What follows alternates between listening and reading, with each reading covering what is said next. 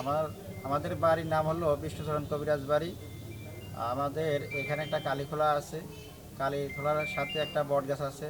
বট গাছের আনুমানিক বয়স হলো প্রায় 300 বছরের কাছাকাছি। কিন্তু আমাদের পূর্বপুরুষেরা এখানে বসবাস করত।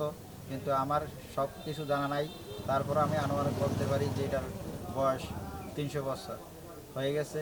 দেখা গেল যে এখানে অনেক বাজারে পাশে একটা বাজারের সাথে খাসাট বাজার এখানে যারা এই বাজারে রিক্সা চালক আছে, অনেক রিক্সা চালক আছে বিভিন্ন দূর দূরান্ত থেকে এসে এখানে আশ্রয় নেয়।